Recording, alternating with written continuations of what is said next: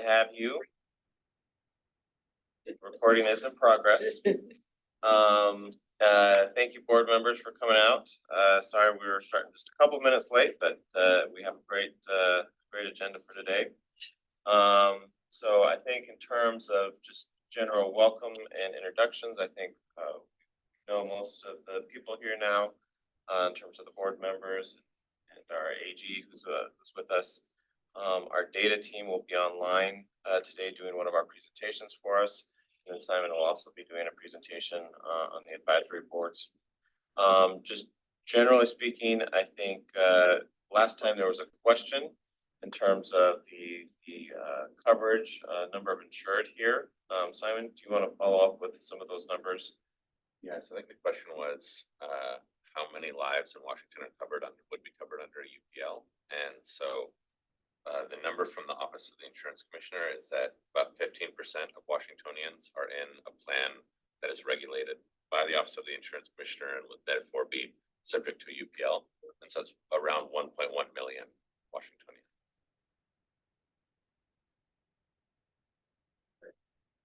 Thank you, Simon. Just wanted to make sure we followed up on those questions that the board members had. Additionally, we did receive a couple of comments from a couple of different groups over the past couple of weeks. And so we did send those out to the board members to take a look at, and I believe both of those parties will be commenting during the public comment section here a little bit later today. But just wanted to acknowledge that we received those comments, forwarded them on to the board, and we look forward to hearing from them here a little bit later at the end of the meeting. So in terms of things that we are going to be doing and approving today, first we'll be looking for the election of the board chair and vice chair, and then also voting on the policies that we were discussing to approve those. Again, our policies are a living document. We're going to be updating them very frequently as we develop more methodologies. So there's lots of chance to give input and review on those. But let's start with our first item. Well, I would make a motion, but I don't, are you technically the chair? But I'll make a motion that Mary Ann Lindblad be elected chair of the board. Can you second? Yeah, second. There's no hesitation there. So you got to jump in quick. Yeah. So I think by acclamation we can. Okay. In terms of the Roberts Rules, we put that up for a vote then. Yeah, well, yeah. Now is Doug on? Yeah, He is on. Doug, are you there? Yes, hi. Nice to, well, actually I can't see anybody because the video's not on, but I would say nice to see you. Yeah, I was just wondering if it'd be great if we could turn the video on. It's currently disabled. I'm trying to turn mine on and it says, oh, wait, there we go. I think it got fixed. Yes, hi everyone. Can you see us in the room, Doug? I cannot see you now. Oh, that's moving. There we go. Now I see you, Mike. I just do the Robert's Rules of Order. There's been a motion, it's been seconded, and I guess you state the question, and then there'd be an opportunity for discussion, and then after discussion, or if there's no discussion, then you put the question to a vote. Okay. Yeah. Okay, so I would be. Yeah. So Since it's been moved and seconded that. Okay. Yeah. So sorry, I'm a little rusty with my Robert. I forgot to bring my book today, knowing that this is one of the more important. Yeah. So it's been moved and seconded to nominate Mary Ann for the chair. Any opening the floor for any discussion? I know she can do it, so I would. And she lost the coin toss. So we can go ahead with the vote. Okay. Any other discussion? Doug, Hung, thoughts? Nope. Okay. So proceed to the vote. All in favor, say, or raise your hand or say aye. Aye. Hi. All opposed. I gotta, Okay, I gotta chime in here that pursuant to, I guess you haven't actually formally adopted the policies and procedures, but those call for a roll call vote. So it will be, Oh. yeah, it will be. okay, so, And Blum, what's your vote? Ms. Cody, what's your vote? okay. Yeah. so Hung, how do you vote, yay or nay? Yay. Eileen? Yay. Okay, Marianne, can you vote for yourself? Abstain, I think. Okay, Doug? Yay. Okay, I don't have to abstain. okay. So, the motion passes. Marianne, you are the new chair of the Prescription Drug Affordability Board. Congratulations. Thank you. So as the chair, would she be Yeah. running the votes now? This one, oh my gosh, Okay. okay. All right. Yeah, no, I was gonna say. Okay, we'll have Simon get a gavel. Oh, well, all Okay. right. So do we need a vice chair as well, right? Okay. And I would nominate Eileen Cody as the vice chair. I second that. It's been moved and seconded. Eileen Cody as the vice chair. Take a vote. Voice- another vote- voice vote? Opportunity for discussion. I don't Oh, know if there'd be yeah. another- Any she comments, won the board discussions? policy. Doug, anything? Nope. Okay.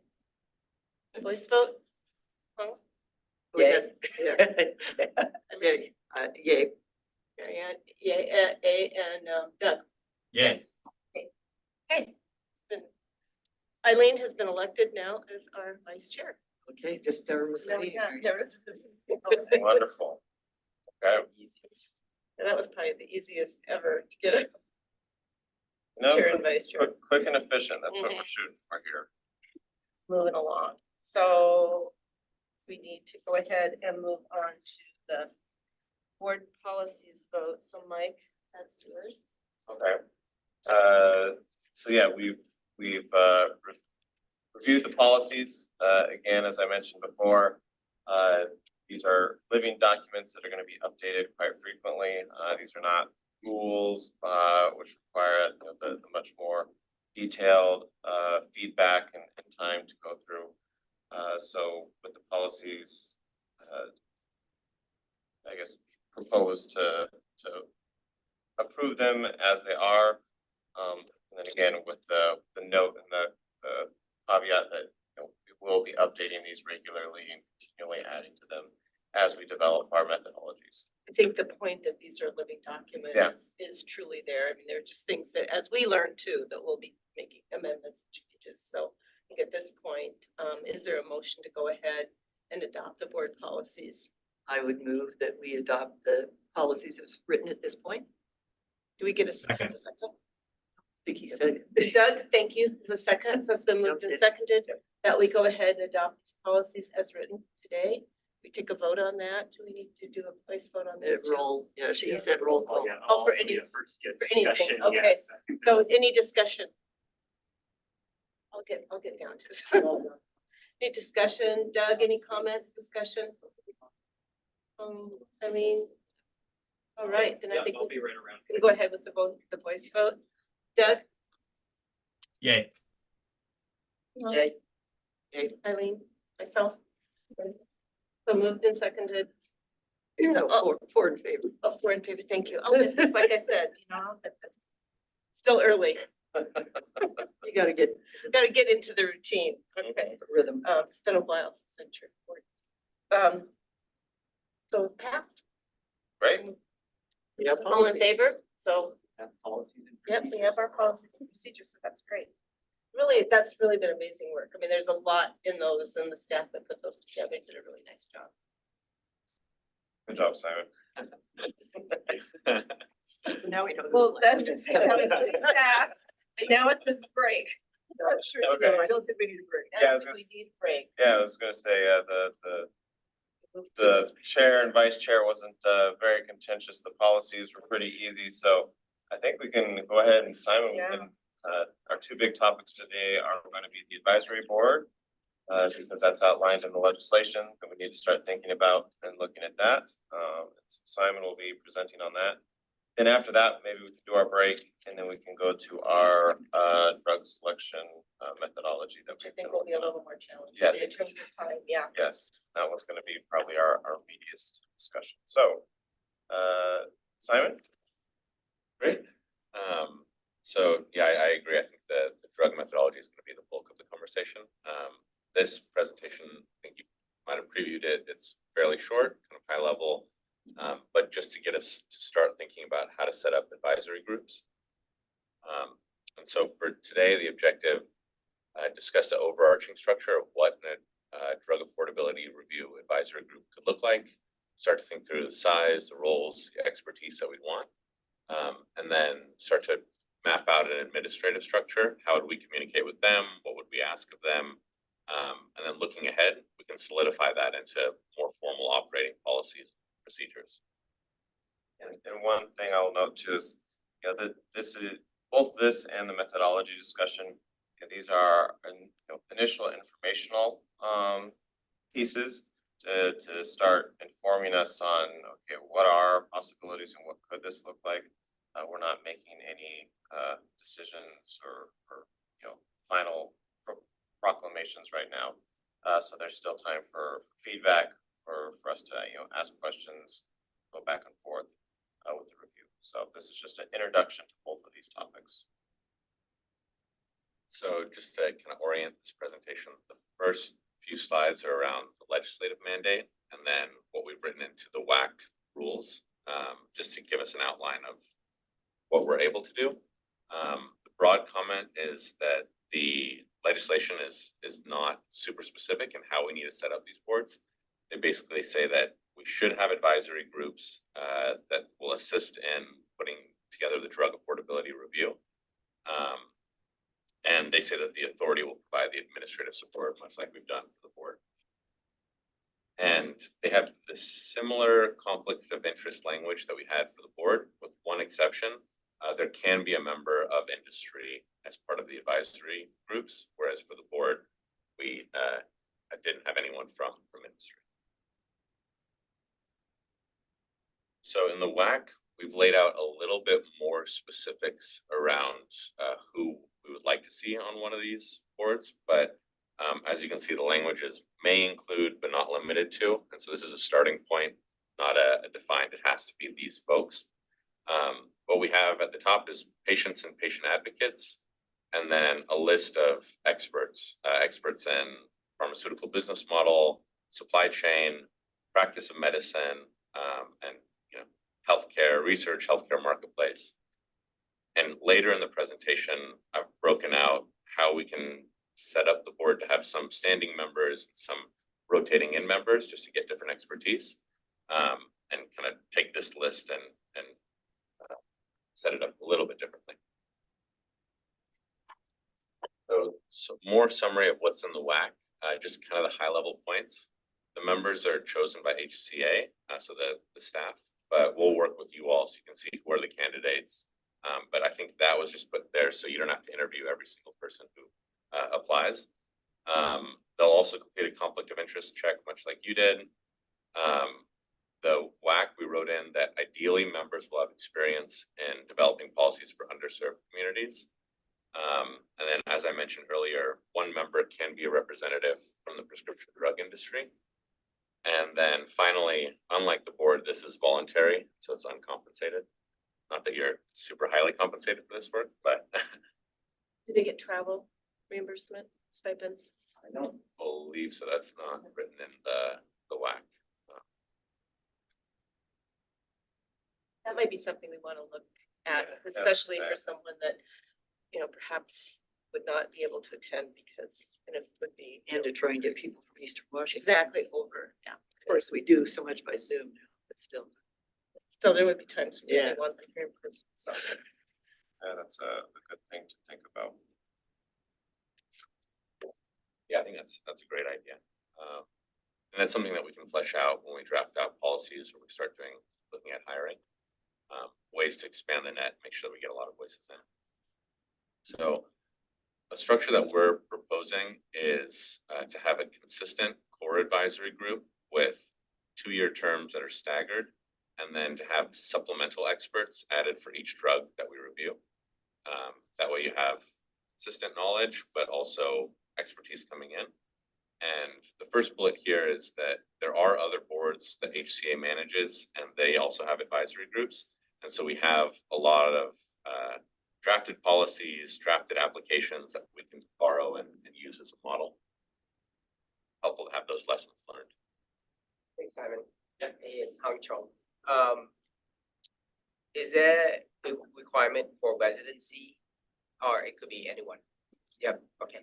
There isn't a residency requirement, and the other boards that we spoke to at HCA mentioned that as they were recruiting, they even reached out to folks in other states just to say, hey, you may not be clued into the job postings in Washington, but we'd like your expertise. If they don't, there's no compensation, I doubt if you're gonna get a lot of people. Well, you'd be surprised. Yeah. I mean, if we want folks that understands this well, it needs to be national. And I mean, everything's through Zoom, so Yeah. you don't need to come here. I mean, What we're thinking with these supplementary advisors is that as we select drugs, think through, okay, what sorts of expertise would be appropriate for that drug or that condition. And in addition to those, let's say 4 to 6 supplementary advisors for a drug, we're thinking we would also invite guest speakers to the different meetings to have even more specialized expertise. The theme here is really just getting a lot of voices into the room and getting as much perspective as we can as we go down this path. And I went through some of these, but the advantages of having this kind of a core advisory group and supplemental experts, because we had tossed around the idea of would you have a separate advisory group for each drug under review, but that could be up to 24 a year, and you wouldn't have that knowledge retention. Certain cats. Exactly. So you get to carry over the lessons from each affordability review to the next one. A lower administrative burden, so we can focus on the actual work just instead of herding cats, as you said. So here's the proposed model, having up to 7 members on a core advisory group. And on the left-hand side, I just pulled in those categories that were in the WAC. So experts in the pharmaceutical business model, supply chain, a clinician or an expert in the practice of medicine, a general kind of healthcare consumer or patient perspective voice, not necessarily specific to that drug. Someone with expertise in healthcare costs, trends, and drivers, and then someone who understands the healthcare marketplace and clinical and health services research. And then we were thinking for each drug under review, having up to 6 additional members, and that would include patients and or patient advocates, a representative from that specific industry, with the caveat of being aware of any sort of conflicts of interest. So if we're reviewing one drug, we don't want their direct competitor to be on the advisory group. And then having healthcare providers as well who specialize in that condition. So you get the general perspective and the specific one. And here, just a quick note, we put up to, and so there's flexibility there. But ideally, we'd want, I think, an odd number of folks just in case there is a vote. If we want to not have a tie. I see Doug raise his hand. Doug, you have a comment? So for the core advisory group, is there an insurance representative on there? Or, I mean, does HCA have a representative on there? We didn't put anyone from HCA, but we could. I mean, this is open to change, and I think the insurance side is likely what they were thinking is the pharmaceutical business model. You might have someone who's familiar with like insurance or PBM, but I think we can add that specifically as well. Or the state's healthcare marketplace. Right. Yeah. That's another one that the insurance would probably fit. I guess I would just caution that we don't get too many people, because you don't want, I mean, if you just looking at this, that would be like, if we could go to 13 members on each drug, and that's a lot of people to be fighting about what's going on. So We're never going to schedule a meeting. yeah. So, So actually, could we expand on the representative of the state's healthcare marketplace? Like, who, I don't understand who that would be. Like, what exactly they're representing? So I think it could be either someone who is like a state representative from the state that is familiar with the marketplace, or someone who's just an expert in how the healthcare marketplace works. And I think the idea there, and I'll pass to Ryan in a second. My assumption is that was around if an affordability review were to have an impact on accessibility of the drug within this market, having an expert there to speak to that. But maybe Ryan, if you have a different perspective. Hi, good morning. I think one of the people that could maybe represent the state's healthcare marketplace could be from the Health Benefit Exchange, which is another state agency that does help with the enrollment for people looking for health plans, either into a qualifying health plan or into Apple Health if they meet those requirements. And so we could look at someone from that agency to be filling that role as the expert in the state's healthcare marketplace. I see. So it's more of the health insurance marketplace then, right? Is that how I should be thinking about it? That's at least how I think about it. I think Okay. given that it's written as broadly as it is, it could be someone from the Health Benefit Exchange, or if there is someone else that, is outside of the Health Benefit Exchange, but they, meet that healthcare marketplace expertise, they could be that representative. the OIC would Okay. be another, yeah. So the fact that the lives that are covered under these regulations would be regulated by the OIC, having the OIC perspective would be great. The Office of the Insurance Commissioner. I agree. Any other thoughts or questions? The next question on the supplement group, there's looks like a representative from the prescription drug industry. So at least the PBM. Or the company itself. Yeah, I assume that would be manufacturer. I'll go back a list in the legislation. So representative from prescription drug industry, be an employee, consultant, or board member of a drug manufacturer or trade association. And then we could have somebody from kind of more PBM perspective or insurer perspective as well. But I concur with that. We need to pull in the managed care folks or the health insurance folks.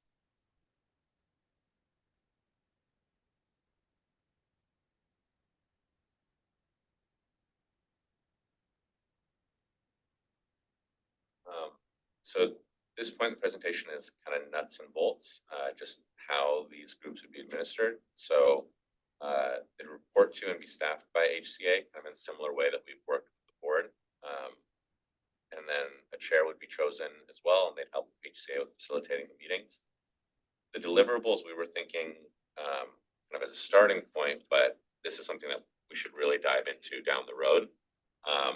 So we're thinking, one, there would be a comprehensive report, and you all would outline what you'd want to see in that report, and then the job of the advisory groups to put that together over the drug affordability review. And also the idea is that if there are questions that come up over the course of your work, you could send ad hoc questions over to them, or they would be tasked with responding. I think here, yeah, we talked about the cadence. So we're thinking that they would meet in between your meetings, and then not only have their meeting, but also have some time that we ask them to commit to do work outside of those meetings. And so that way, if you're meeting in January, you have a few questions for them. By the time we come back in March, they'll have had time to answer what those questions may have been. We are going to try and structure the communication so it comes through HCA, just so it follows all the kind of public meeting requirements and record keeping requirements. And ideally, in speaking with other boards at HCA, they said being really clear with the advisory groups of what you're asking of them and then what they're able to ask of you. Like they're not going to be asking the board to go off and do work and then report to them, right? So then the term duration, we were thinking for the core group having 2-year terms and then staggering those, so there's always some knowledge being retained.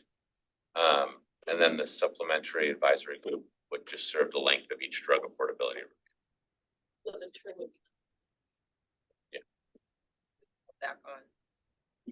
We could change that if you want people to continually be, but at this point, we're just able to.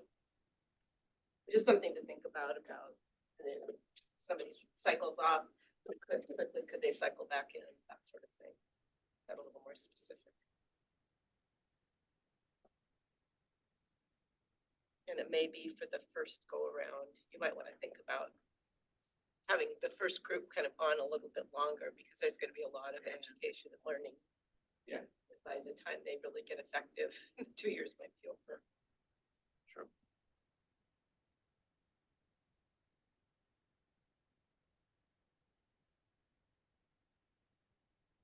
Other thoughts? Questions there? Then continuing with this sort of nuts and bolts, so recruiting, we have a number of different channels that we use to recruit, with the agency. So we have the website, we have the state government job site. There's a listserv, the Gov Delivery, which is how folks get the meeting notifications for this as well. We'll announce during the PDAB meetings. We also work with NASHP, and so we can have them help spread the word. And then one piece of advice we got was also to come up with lists of folks that maybe aren't monitoring our job boards, but we want to get their perspective, and then we can reach out to them directly as well. We have some applications, like draft applications from other boards that we can use as a starting point, but just getting basic information on who they are, their expertise and background, conflict of interest form, and why they want to participate. And we're thinking, HCA will collect those, we'll review them, we'll share them all with the board, but we'll narrow down the list. And if we need to do interviews before submitting a recommendation to the board for who to appoint. And then next steps. Oh, Doug, you want to chime in? Yeah, thanks. I was just wondering, for the advisory board, do they have the same conflict of interest requirements as our board? Yeah, so I think the language is nearly identical, except for that exception that one person can be from industry. I see. But so for the rest of the people, they wouldn't be able to have any consulting positions or anything of that sort. No, I don't believe so. I have to go back. Yeah, no, I think it's the same. Okay, thanks.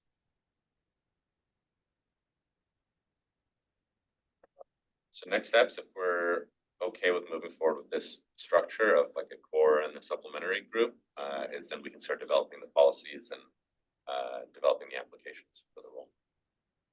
And with the caveat that this is, slow process because we haven't even narrowed down the list of drugs to do an affordability review, but we'd like to just get started on hiring that core group, getting them up to speed in the meantime.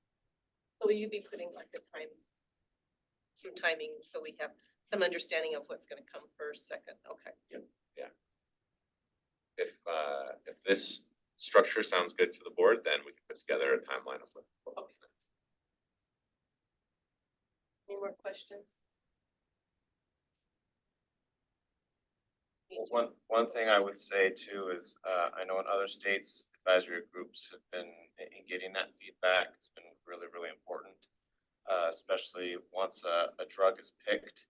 I know there's a lot of passion and sometimes people are worried and, people want to know what's going on. So getting this input from the various groups, being able to kind of hear what they're saying, I think has influenced other boards quite a bit. Being able to see, patient advocates and whatnot, the big things that they're concerned about, especially from a very practical point of view of, people who are directly affected by this type of stuff. So I think being able to get this feedback is going to be a key part as we move forward with these drug reviews. Because, especially depending on the drug, some of these things can be very sensitive or politically a little bit more difficult as well. So I think being able to get as much feedback from different groups as we can will play a really important role in how we decide to move forward and look at certain drugs. So I assume that you'll start trying for the 7 member, or at least the core group immediately. And then the supplementals, we'll have to wait until we know what drugs we're doing. But trying to get the core group together as quickly as possible is probably. Yeah, just getting started on it at least, just knowing how long these processes Right. take, and we're still down one board member, so it can take a while to find the right people, so. Yes. Yeah, too, I think being able to get that core group, then, helps iron some of the kinks out, so then hopefully finding the additional members for drug specific, the administrative process will hopefully go a lot more quickly when we need it to, once the drugs are selected. Well, I think once you have a specific drug, there's gonna be so many people interested in the specifics. I think it's gonna be harder to get the generic group together. Generic. Much, yeah. Good choice. If there's other questions, and forward. Maybe now we could take that break and then come back to Kelly's segment, or 5 minutes? five minutes. Fine, Kelly. Okay. So reconvene at 9:15, is that right? Yeah. That sounds good. Okay, thanks. Simon, you just want us to make sure Kelly is free to rock. Yeah.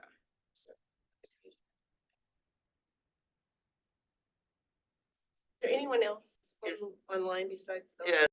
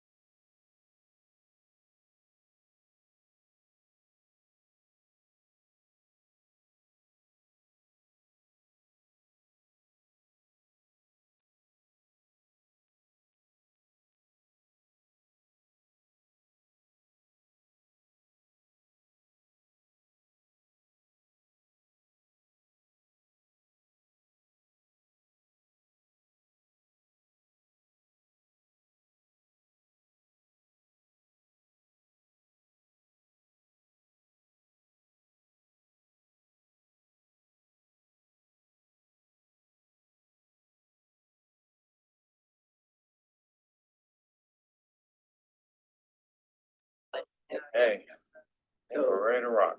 All right. Okay.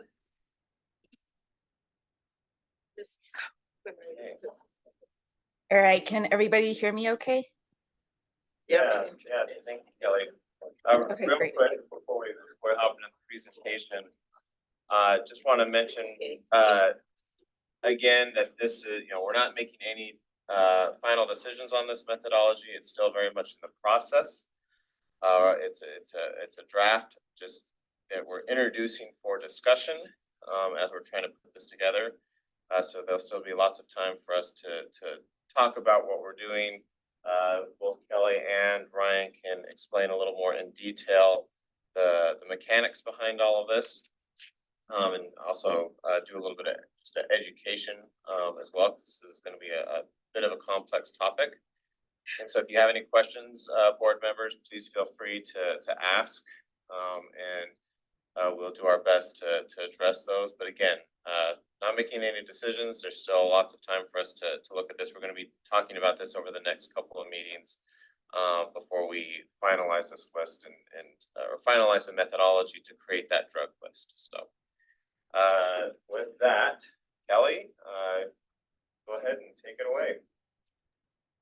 All right, so hi everyone, I'm Kelly Wu and I'm the PDAB data analyst. And today I'm going to present an overview of the preliminary methodology that we have developed for identifying drugs for affordability review. And I'm going to have Ryan, our Assistant Chief Pharmacy Officer at HCA and subject matter expert, help me with answering questions during this presentation. Are the slides advanced? Okay. Okay, so during my presentation, I'm going to go over the thresholds for affordability review specified by the law. I'm also going to go over the preliminary methodologies we have developed for identifying drugs subject to affordability review. We'll also have some Q&A and discussion time, and then I'll go over the next steps. So if during this presentation you have any questions or you need to go over something again, just feel free to interrupt me. All right, so I'll be presenting the methodology by each section of the bill, so I don't think it's necessary for us to read through it all since I'm going to go over it, but I still want to acquaint everybody with it. So this is RCW 70.405.030, which establishes the criteria for drugs to be subject to affordability review by the PDAB. And so there are three main sections, and I'm going to go over the methodology we developed for the first two sections. And we're still working on the methodology for the third section, so I will present that at a future board meeting. Okay, so most of us probably don't have a pharmacy background, so I first want to introduce some terms I'll be using throughout this presentation, starting with NDC. So what's an NDC? It stands for a National Drug Code, and it's a unique 11-digit code that's maintained by the FDA to identify drug products. And NDC shown on drug products can also be displayed as 10 digits, but in our data, it's 11 digits, and it contains the same information. So the NDC contains 3 segments of information. And so from the NDC, you can determine the labeler, which is the manufacturer or distributor of the drug, the product code, which describes the specific strength, dosage form, like capsule, tablet, liquid, and formulation of the drug, and the package code, which describes the package size and type. So in the example on the right that I'm showing here, if you were to look up the 3 segments of this NDC, you could identify it as a bottle of 100 Prozac 20 milligram capsules distributed by Dista Products. And a drug can also have more than one NDC if they were produced by different manufacturers, so like for some generics, or it comes in different doses or dosage forms.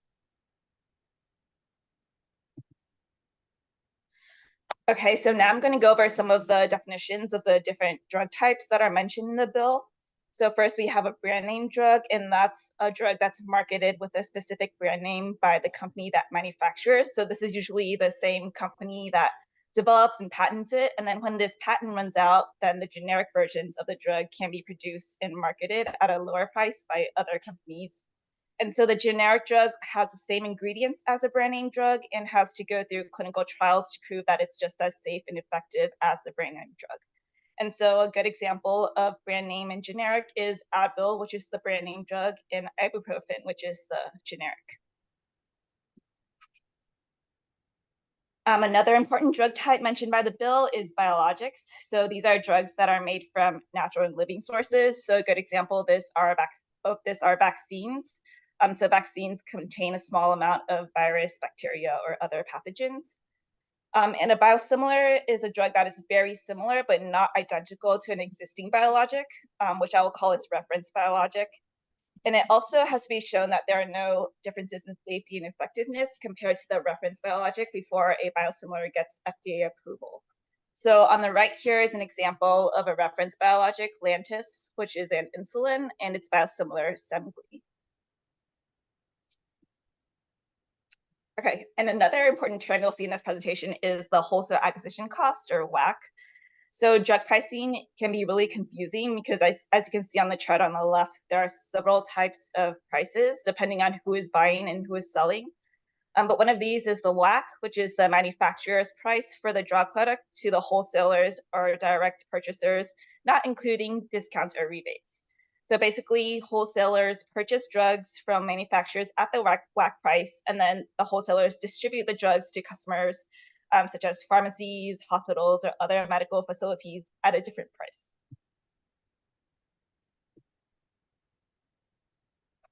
All right, and so moving on, there are other terms that I wanted to discuss in the bill. So for the term drug, we are defining each distinct NDC as a separate drug when we identify drugs that meet the criteria for review.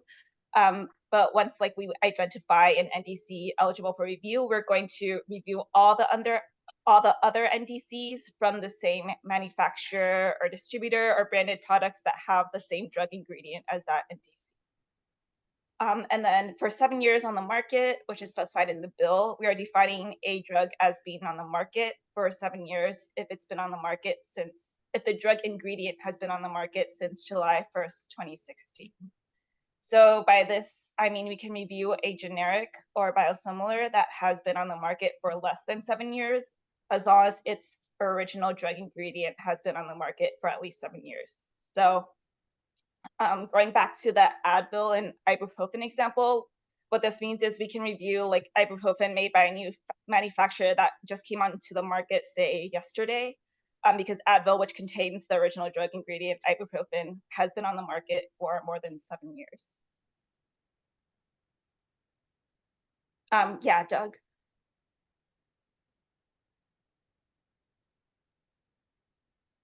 If you're talking, I don't hear anything. My bad. Sorry about that. So yeah, let's dive deeper on the ibuprofen example. So if there's the CVS generic ibuprofen, and then there's the Amazon generic ibuprofen. Those are two separate affordability reviews. Hi, so this is Ryan. So in that example, yes, they would be, because if we are looking at drugs that have a price above the threshold, regardless of the manufacturer, we would look at them differently. So if we think of if one of those manufacturers had it at $1 million and the other one had it at $100,000, they would both be eligible for an affordability review, and we would want to look at what the pricing is that the manufacturers are using to justify those costs. So in that example, yes, those would be two separate ones because they are two different manufacturers and then have two different pricing rationale. I see. Okay, thanks. And then I know this is further down the road, but ultimately, would an upper payment limit apply to both or just one of those in that situation? Assuming we decide we want to apply an upper payment limit to, say, to ibuprofen. Would it be to ibuprofen in general, or would it be to one of those two specifically? That's a good question. I believe that if you were to be applying an upper payment limit, it would be on those drugs from that manufacturer. And I think a good example of that is if you were to find the, let's say, $1 million to be, too high, you could put an upper payment limit on it. Or if you thought both were too high, you could put an upper payment limit on both. And again, this is still in the early phases. And so I think if we need to look at, the different versions of these different drugs, and there is a different rationale, that may lead to different upper payment limits that we apply on these drugs. Okay, thank you. Hey Ryan, it's Hung. So how about indication? Different NDC, same drug used differently. Example, GLP-1s for diabetes, then also used for weight loss. That's a good question. And I think you could look at different indications because of the different value that they could be bringing to a patient. So for example, as we are getting into the affordability review, you may be looking at a cost utility analysis of how one drug works on one disease state. And you may see that the utility that a GLP-1 provides in a diabetes patient is going to be different than the utility that it provides in a weight loss patient. And so from there, you may want to use that as a factor in setting the upper payment limit.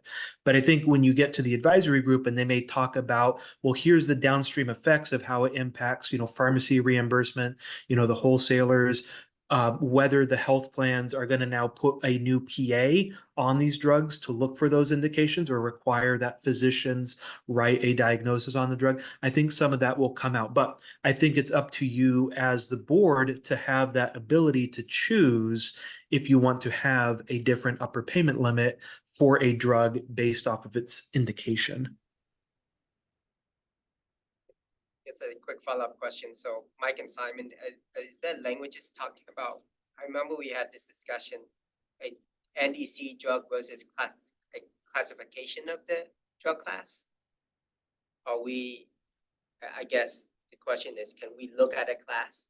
Because going back to the same example, there are competitors. There's a few companies that make the same. They all price about the same, just because of the competitive nature of it. So I don't remember the language, and could we look at the whole class itself? So WAC, in the section that describes affordability review, so it's WAC 182.52.0.040. It says board may choose to conduct an affordability review of up to 24 legend drugs or biologics per year and consider the following. And the first thing is the class of the prescription drug, whether any therapeutically equivalent prescription drugs are available for sale. As part of the affordability review, consider that whole class.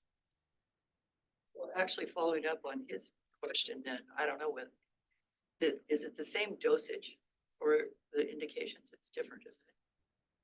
It can be different. So when they're figuring out this, as we get back in here, if we were looking at it for different classifications, will we do the different dosages or would we lump it together? I guess that's another question. It's an open question, but I would say I would take the therapeutically equivalent prescription drugs and say that if it's a different dose, but it's therapeutically equivalent, maybe put under the same class. Yeah, you probably don't want to go the dose, because each drug, if it's a different active ingredient, one needs 50 milligrams, the other one needs 10, but it costs the same. They don't dose by milligrams. It dose like based on just what's the equivalent needed. Thank you.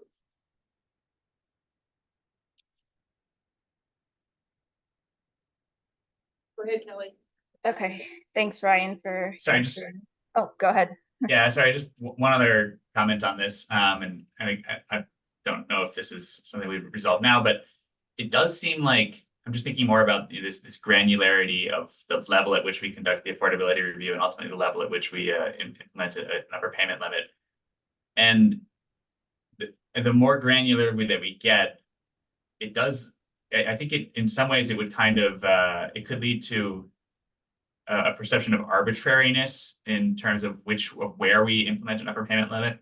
And just thinking about an example here, let's just say that there's given that we can only implement we can only do so many affordability reviews and so many upper payment limits. If we you know, let's say that we have, let's say that there's 5 labelers making the same, working on the same, same ingredient. And they're all pricing roughly around the same thing. That means that we're either going to do 5 affordability reviews and then use 5 upper payment limits on that. But if we have a limit on upper payment limits, then we have to choose just one. And then, I mean, ultimately, you would expect the other 4 to be impacted by the upper payment limit of the one that we implement. But I think the initial choice of which one we would, put the upper payment limit on, I don't know how that could be not a non-arbitrary decision. So I don't know. Does that make sense to you? You know, I guess the question of the the rest of the board, if you agree that seems like it could be an issue. I'll You just know, say, Doug, I think that, yeah, Oh. can you maybe talk a little bit more, or, I don't know, it seems a little confusing. Yeah, so I guess like, let's just say that there's 5 labelers making ibuprofen, and they price at like 100, 101, 102, 103, 104. And so yeah, we decide that we're gonna implement an upper payment limit on the one who was charging 104. We're gonna say, okay, you can only charge $50. That seems like an arbitrary decision that to put that upper payment limit on only that one labeler when the other 4 were basically charging the same thing. yeah, and you know, I think these are great points. I don't think that we really are ready to get to that today. I think that's going to be more at a future meeting when we're going to be talking about the affordability review. I think, you know, for the purpose of today in this presentation, we're really going to be focusing on that drug list, but these are great things that I think we need to take back and consider and then get ready for one of the future PDAB meetings when we're going to be a bit more ready on the affordability review. But I think that's a great point that you bring up. And I think, you know, Mike and Simon and I and the rest of the PDAB data team are going to be looking at that and considering how do we want to acknowledge that in the affordability review phase before making the upper payment limit decisions. Yeah, and I definitely take that point, and I appreciate it. I guess like I think the same point would apply to the selection of drugs for affordable. Well, sorry, I guess this is a question for Kelly. These criteria, we can the criteria that we're applying here, we can apply to essentially an infinite number of NDCs, right? Yeah. Okay, so there's no constraint right now on this, but even when we choose 24 drugs for affordability review, since we're limited to 24, then that type of the same type of arbitrariness could apply at that stage too. So I think we want to be conscious of that when we get to that stage. And this is Ryan again, and I think, you know, that's a good point. And I think, again, you know, we'll get to that at the affordability review phase. When I think about Colorado, you know, another PDAB state, you know, they do have a system in which they are looking at the different ways in which they rank and value different drugs, you know, for their affordability reviews. And I think we'd be happy to do some research, reach out to Colorado, learn a little bit more about how they take the initial drug list and try to make sense of how do they go from this initial drug list with, you know, hundreds or thousands of NDCs and hundreds and thousands of drug ingredients and into the affordability review phase. So again, more on that at a future meeting. Okay, great. Thank you. Okay, great. So, all right, so moving on to the last 2 interpretations of the bill. So one of the terms in the bill is we're going to exclude drugs from review that are dispensed at a retail, specialty, or mail order pharmacy. And so we're going to exclude them based on data from the First Data Bank, or FDB, which is one of the databases that we are using to pull our data. And I'll give some more background on it in the upcoming slides. But we are using 2 data fields from there to exclude institutional products and products that are likely to be used by home healthcare providers. And then there's also in the bill, it mentions that we also are not going to review drugs that are designated by the FDA for treatment of a rare disease or condition, which are also known as orphan drugs. And so we're going to identify these drugs using the FDA website, which has a database where you can look up these drugs. But at the moment, we haven't gone through this process yet, and we're in the stage of exploring if we can make this process more efficient rather than having to manually search for each drug in the website. Okay, so now I'm going to jump into the methodologies we will be using to identify the drugs for review. And as Mike mentioned earlier, these methodologies are still preliminary and subject to change. Okay, so in terms of data sources, we are using two commercial databases to get our drug and pricing data, which are First Data Bank, or FDB, which is where we are going to pull all the drug information, and then Metaspan, which we are using to pull the WAC prices. And we chose to pull the pricing data from Metaspan because it keeps a longer history of an NDC's pricing data compared to FDB. So FDB keeps up to 7 price histories or price changes, and Metaspan keeps 12. And we also have some further exclusion criteria from our affordability review. So we're basically going to exclude everything that isn't a prescription drug, because even some stuff like lancets or adhesive dressings or like a wrist brace may have NDCs. So we need this step to take them out of our review. And we're also excluding obsolete, withdrawn, or expired NDCs, except in the case of reference biologics.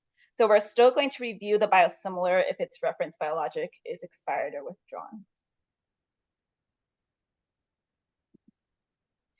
So after these exclusions, this is the number of distinct NDCs per category that are eligible for review, keeping in mind that we haven't gone through and excluded the orphan drugs yet.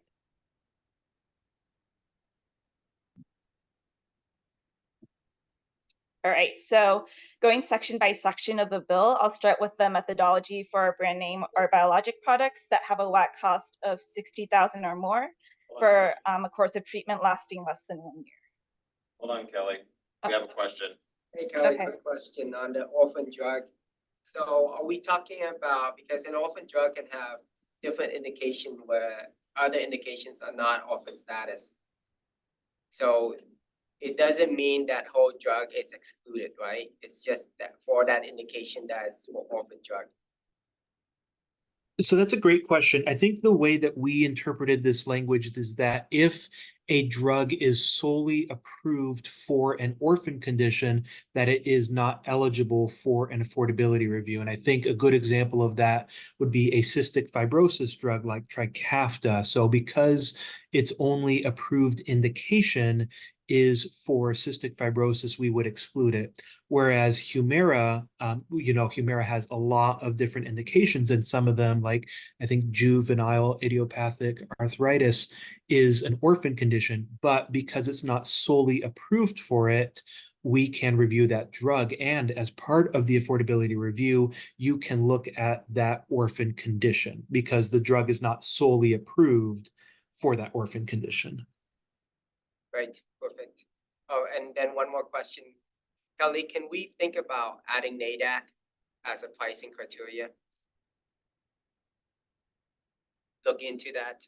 I know we were looking at WAC, but I think NADAC could be a important data source for us. What is data? It's the national drug cost. It's fairly new. Yeah, that's a great point. I think the reason that we are using WAC right now is that is what's in the RCW for us to look at the price point.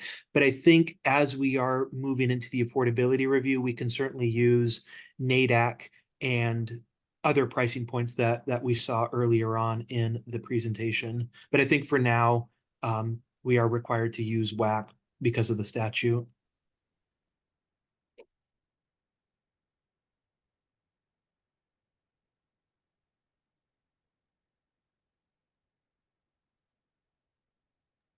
Okay. Yeah, I made a note of that. So yeah, we can look up if NADAC will be helpful for us.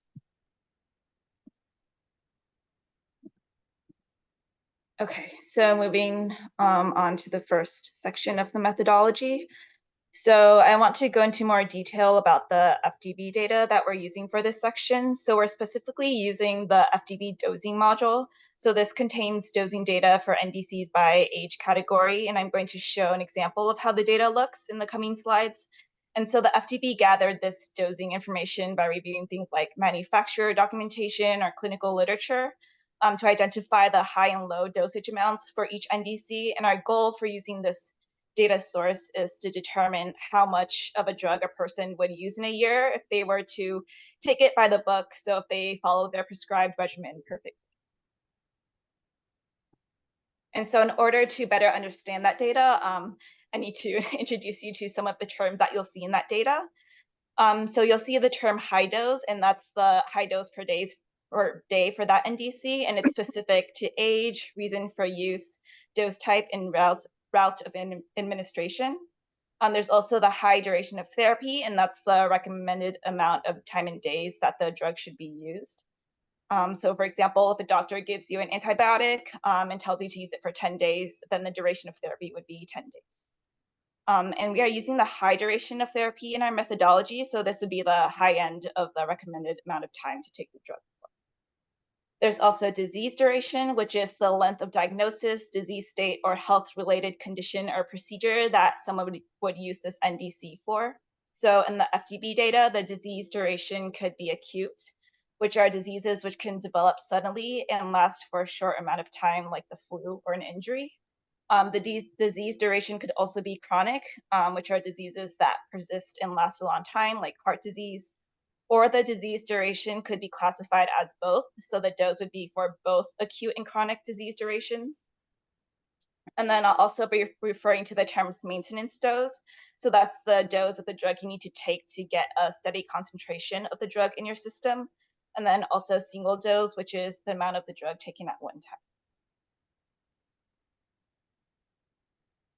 Okay, so after understanding the data better, we had some additional exclusions from our review. So we're also going to exclude vaccines and non-drug products. So vaccines are biologics, so they wouldn't have been filtered out by our previous exclusion criteria. And also, even though we tried to filter out all the non-drug products, some of them still have brand names, so they got included. So we need to take them out again in this step.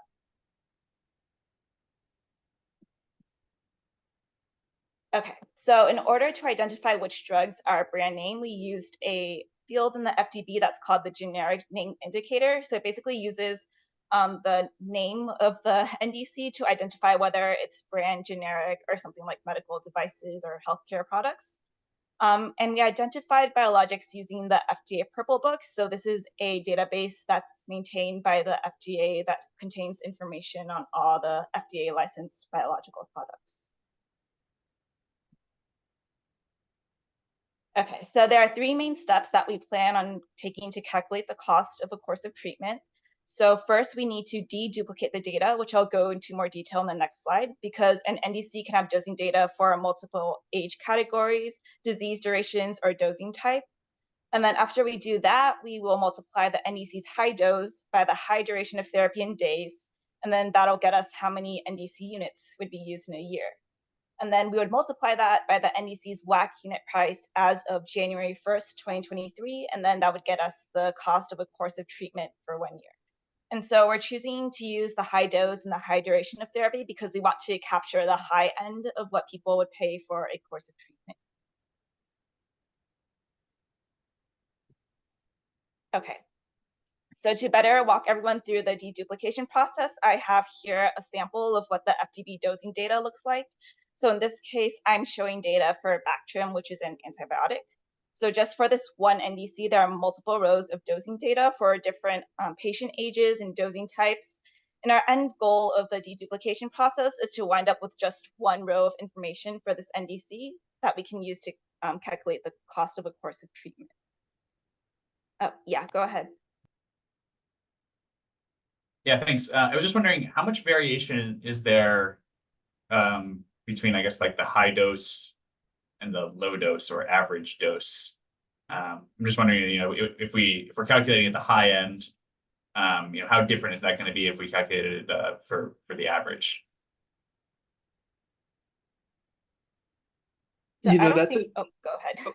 Yeah, I was gonna say, that's an interesting question. And I think given that the range is, pretty much every drug for every disease state, some disease states are gonna be different. And the reason that we were selecting this high dose is that we wanted to capture, the population for Washington. So not necessarily looking at a average dose in which we would potentially say that, this drug doesn't meet the affordability review, but we have some people on the higher end who, may be having some of the affordability issues that we could be ignoring. So we erred on the side of caution and we're looking at the higher dose. So that way we tried to capture more of the complete population, including those that were at the medium dose and even the low dose. And so that's why, for this initial one, we're selecting the high dose. Okay, I agree with that. That makes sense. And then, yeah, maybe at the next stage, we'll want to, consider utilization as well. Just make sure that it's a meaningfully large population that uses at whatever dose we're calculating for. But yeah, that makes sense for this selection phase. Thanks. Right. And on that note about the utilization, I think that is part of the affordability review. So we do have plans for how to look at how the state population are utilizing these drugs. But I think that's going to be more in the affordability review than here in the initial price list. Great. Thanks. Yeah, and that's also like one of the limitations of our methodology, which I'll talk about at the end of my presentation.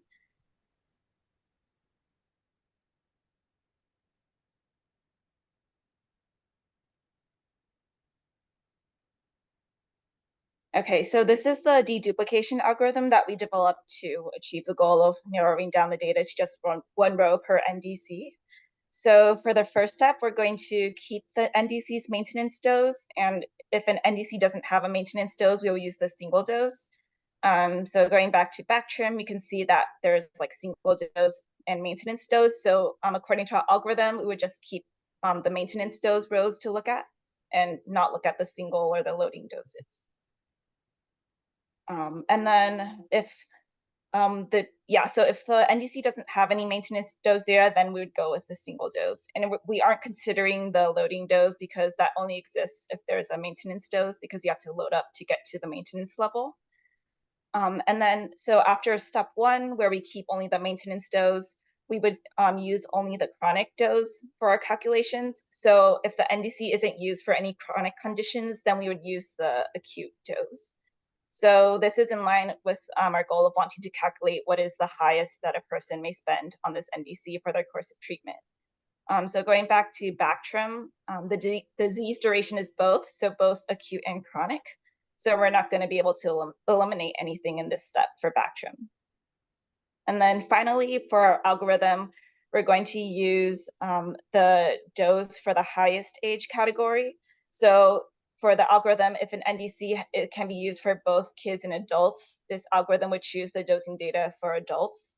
And if, for example, there's dosing data for adults 18 and older, but one is for age ranges 18 to 65, and another is for 18 to 110, the algorithm would choose the data for ages 18 to 110. So this is not the case for Bactrim because the data is just for 18 and 100 to 110. So that's what the algorithm would choose. And so after running the deduplication algorithm, we would end up choosing the data from the row for Bactrim, which I highlighted here. So again, we didn't have to choose between using chronic and acute disease durations here, since the disease duration for these doses are for both chronic and acute. So we would just end up choosing the maintenance dose and the highest age range of the data available, which is 18 to 110 years old.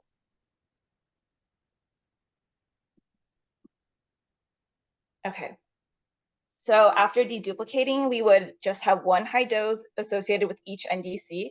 So we will divide the high dose by the NDC strength, because one high dose may not always be exactly one pill or 1 unit of the NDC.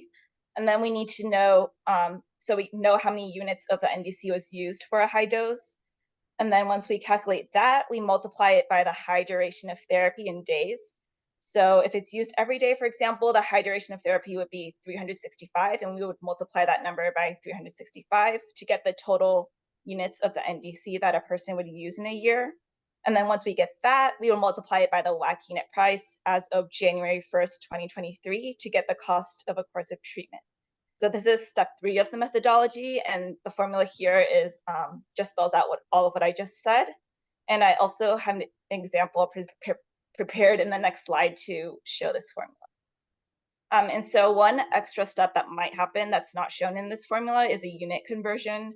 So sometimes the units of the high dose is not in the same units of strength as the NDC. So for example, the high dose could be in milligrams, but the NDC is in grams. So then we need to include a conversion factor to convert milligrams to grams to find out how much of the NDC is used for a high dose. So another complication. Okay, hold on, Kelly. So we're going through a lot of material here real quick. Any questions about deduplication or conversions or the initial calculating cost of course of treatment? It's a lot, so please, if you have questions, if you want to stop, Kelly spent a lot of time looking at this, but this is your first go around at it. So, Hung, did you have a question? Yeah, Kelly, did you look into like, I know some of them is, they look at the number of syringes, not necessarily the milligram or mil. I don't know if Yeah, that's a consideration. Sorry. Yeah, so some of the conversions are, it's more complicated than just applying a conversion factor. So that's where I'm roping in Ryan and the pharmacy team to look over some of the more complicated conversions to see like how we would calculate the unit price for those. Yeah, and that's a great question. So we did look at what types of units were used for that max dose, or the high dose. And we tried to simplify it in either milligrams or tablets per day or milliliters. But for some of them, the way that it was entered in this database is some of the more complex ones. So if you think about certain chemo drugs where they're looking at body surface area, we had to do some other calculations for that. And I think later on in this presentation, we'll talk about some of the more complex ones. Any other questions?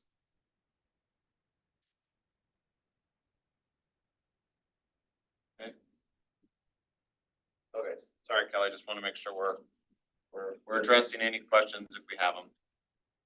Oh, no worries. Thanks, Mike. And yeah, feel free to interrupt me if you want me to go over something again.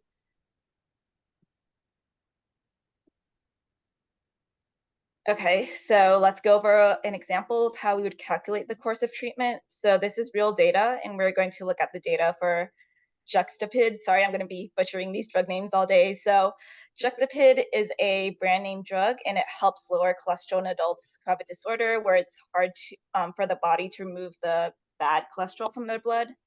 And so after we run the deduplication algorithm, we're going to use data for Juxtapid for patients 18 to 110 years old. We'll be using the maintenance dose, and it's going to be for both acute and chronic disease durations. And the high duration of therapy in the data indicates that this is a chronic medication, so the person will be taking this medication every day of the year. So this is what Juxtapid's data looks like in our database. So the high dose of Juxtapid, which is on the leftmost column, is 60 milligrams a day. And this is a chronic dose, so you would take it every day, so 365 days a year. The NDC strength on the second to right column is 30 milligrams, and it comes in 30 milligram capsules. So applying our formula, the high dose is 60 milligrams a day according to the data, and a capsule of this medication is 30 milligrams. So a person is going to end up taking 2 capsules a day every day for the high dose. And so that's 2 capsules times 365, which is 730 capsules a year. And the WAC unit price for this NDC as of January 1st, 2023 is $1,710.61 per capsule. And this price came into effect on January 1st, 2022, but that was the price as of January 1st, 2023, because there are no other increases since then. And so according to our formula, it would be 730 capsules at the cost of $1,710.61 a capsule. So for a year, that's $1.2 million per year for a course of treatment. So that is definitely over our threshold of $60,000 for a course of treatment, and that would qualify this drug for review. So I'm just gonna stop here because that's the end of this section. If anybody has any questions or comments. We have to think about it a little bit, Yeah. yeah. It's the $1 million. It's hard to Right, picture. yeah, yeah. Okay, great. And All we've right, spent so- weeks oh. and months looking at this stuff, so again, we've been trying to ponder this and figure it out, so, you know, we're not expecting you guys to, you know, just look over this in 5 minutes and be like, oh, that looks good.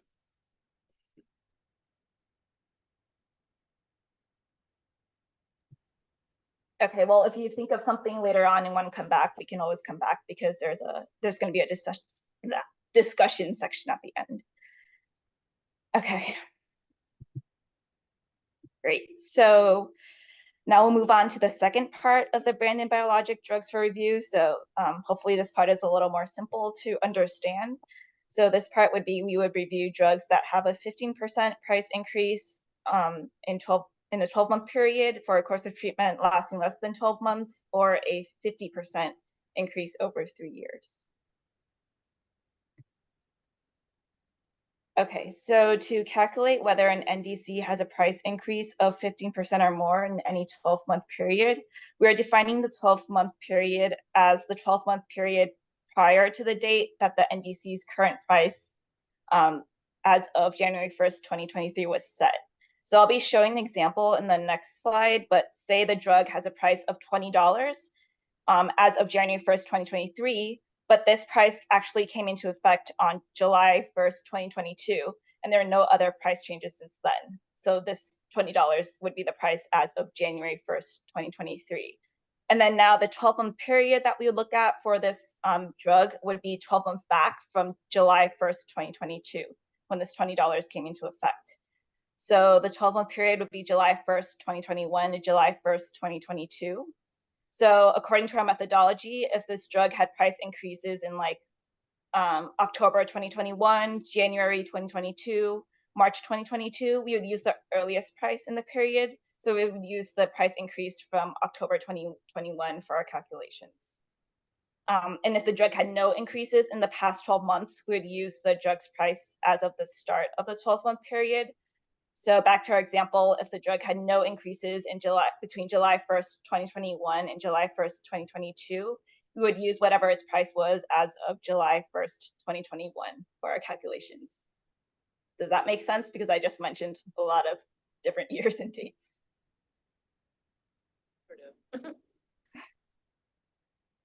Okay, so it's over so on January 1st of 23, we're basically looking at all of 22 and calculating the percent change since 12 months ago for all of 22. And then if that ever hits 15%, it qualifies. So not from 2022, because a lot of drugs may not have had price increases in 2022. So we'd just be leaving out a whole bunch of drugs from our review. So we'd be looking at what its price was as of January 1st, 2023. So maybe its last price increase was from like 2020. So that would be the price we would look at for our review. And then for the 12-month period, it would be 12 months back from whenever they had that price increase. So if they had a price increase in 2020, then we'll look at like 1 year back from that 2020 date, if that makes sense. I see. So basically your first selection is you look at the set of price increases, and then you calculate it basically if any of those were up 15% or more. Is that right? So it'd be like the most current price as of January 1st, 2023, whenever that was set, and then like the earliest price in the 12-month period. So if they did have an increase in that 12-month period, we'd use like the earliest price increase. And if they didn't, then we'd use whatever their price was at the start of that 12-month period.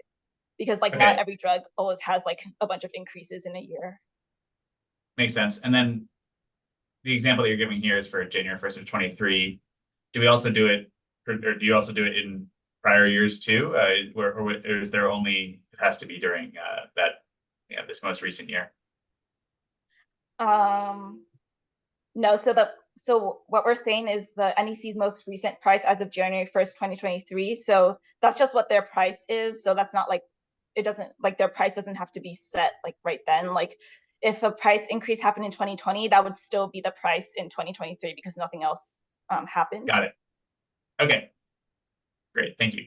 Yeah, and, Yeah. and I think an important thing to note is that, we are doing this price review every year. And so this time, next year, as we're getting towards the June 30th, 2025, deadline, we'll be looking at the previous year from that. So each year, is going to be a new review over this 12-month period. So we should be able to catch every single price increase every single year. Okay, thanks. Hey Ryan, it's Hung. Are you looking at calendar year? Because there are occasions where prices goes up 2 or 3 times a year. Yes. So, go ahead, Kelly. Oh, I was gonna say that we're looking at like 12 months back from the last price increase date. So whatever 12 months is. So we're not saying like calendar year or fiscal year or anything. Okay. Whenever, if there's a price increase, then we look back. Yeah, so I'll show that an example in the coming slide. So hopefully that'll illustrate that better. Thank you. Ryan, did you want to say something? Nope, I think you covered it. Thank you. Okay, great. So, sorry, just to go over the increase formula. So it's basically the new price minus old price, if you will, divided by the old price. And then I'll show an example in the next slide that will hopefully help everybody understand this better. Okay, so the drug I'm going to use for this example is Nalocet, which is a brand name painkiller. So if you look at the rightmost column, the current unit price or the most recent price we have as of January 1st, 2023 is $31.73. And that came into effect for this drug on January 1st, 2022. So according to our methodology, the 12-month period is 12 months back from January 1st, 2022. So that would be January 1st, 2021 to January 1st, 2022, which is the period which we would look for an increase. And so for this particular drug, there was no price changes in that period. So we're going to use whatever its price was as of January 1st, 2021. So the beginning of that 12-month period we want to look at. And so that price is $24.04. And that came into effect on July 1st, 2020. So these are the two prices that we would use to calculate the price increase. Does that make sense? Yes. Yep. Okay. All right, so now's the easier part where we just plug in the numbers to our formula. So we'll do the current unit price, which is $31.73, minus the price as of January 1st, 2021, which is $24.04, which came into effect on July 1st, 2020. And then based on these prices, we get that Nalocet increase by roughly 32% in 12-month period, which exceeds our review threshold of having a 15% or more increase. Is everybody following that?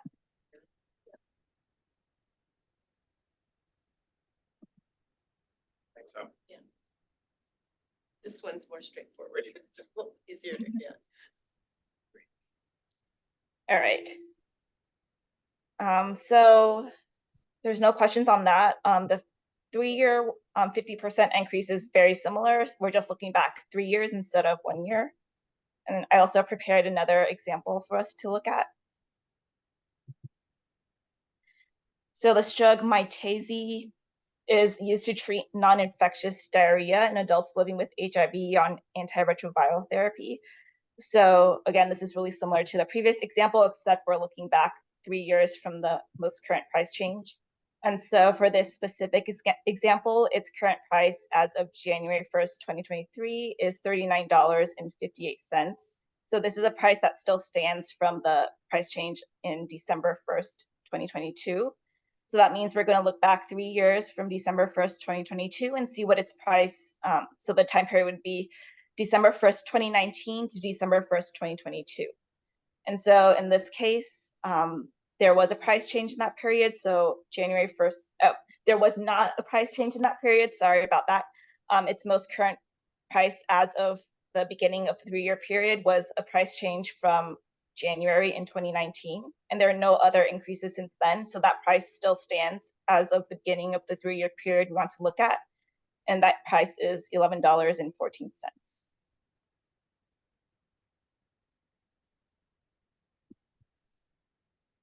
And then the easy part where we just plug the numbers into our formula.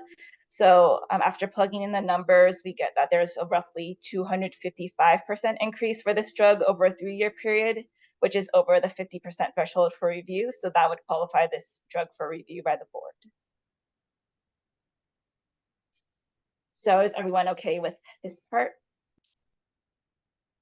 I just have a question. I agree with the how you're calculating the percent changes. I just have a question about what we're using as unit price.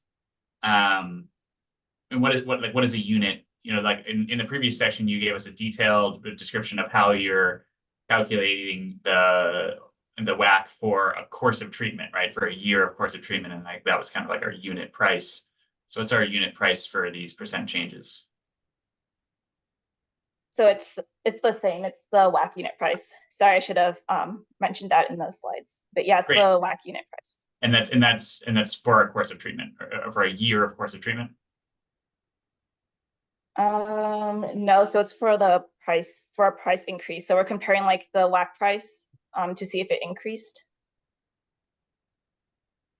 Okay. Right, so- But so whatever the course of treatment is should be consistent between those two. So it shouldn't matter if that's like for a 1-day supply or for a 1-year supply. So, Yeah, so- Yeah, I was just going to say, yeah. So for this one, we're just looking at the price increase because it's going to be the same drug. Okay. The disease treatment or the duration of treatment, we assume is going to be the same because it's the same drug. So that's why we reduce that in this step. Whereas when we're looking at the total course of treatment or the cost per year, we do have to factor in, what that dosage strength is. But for this one, it makes it a lot easier because we're just looking at price A and price B. Great. Got it. Thank you. yeah, so in like formula terms, if you were like to consider the number of units used, it would just cancel out. So, yeah. Okay, cool. Okay. Great. So lastly, we're going to go over the methodology for identifying biosimilars with an initial WAC cost that's not at least 15% lower than its reference biological product. Okay, so the FDB maintains information on which NDCs are biosimilars and reference biologics and provides documentation on how to link the biosimilars with their reference biologics. So that's what we use to pull the biosimilars and their reference biologics. And we will calculate the increase using the price of the biosimilar's earliest listed WAC price and comparing it to the price of the reference biologic at the time of the biosimilar's earliest listed WAC price. So using a really similar formula to what I just showed in the previous example. And I'll show an example also in the next slides. And I want to mention that I say earliest listed WAC price, not the launch WAC price, which is what is in the bill, because Metaspan contains a history of 12 price changes. So if a drug has had more price changes than that, the earliest one may not be in Metaspan. So this is also a limitation that I'm going to talk about later in the presentation. I just want to put that out there. So any questions about this part so far? Okay. So in this example, we're going to look at a biosimilar Semglee, which is an insulin and its reference biologic is Lantus. You may remember this from the example that I showed of what biosimilars and reference biologics are. So we can see that the initial WAC price of Semglee, the biosimilar, is $26.94 in October of 2021. And the price of Lantus as of October 20th, 2021, the date of the initial WAC price, is $28.35. And this price has been effective for that since January 4th, 2019. So these are the two prices that we would use for our calculations.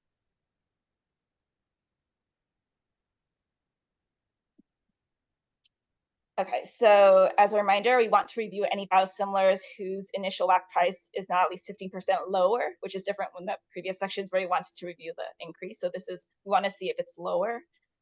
So after applying our formula to this example and plugging in those prices, we see that Semglee is only about 5% lower than Lantus. So this qualifies Semglee for review by the board because it's not at least 15% lower. Is it? Oh, sorry, I thought someone was talking. Yeah, so yeah, let me know if you have any questions because that's the end of this section of the methodology. And then next we're going to move on to discussions and questions. So.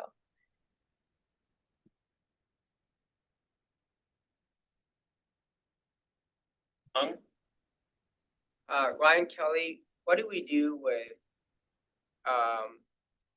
SAM drug, but high WAC and low WAC, different NDC, but SAM drug? So in that case, as I think you're probably referencing some of the new Humira biosimilars that are coming to the market. So in that case, we would be capturing just the ones that have the high WAC. And you know, the strategy with those is that they're offering rebates to offset that cost. But per the definition in the statute, you know, we would capture those, but not the low WAC ones, unless the low WAC ones are not at least 15%. But in those cases, yeah, we would just be capturing the high WAC ones.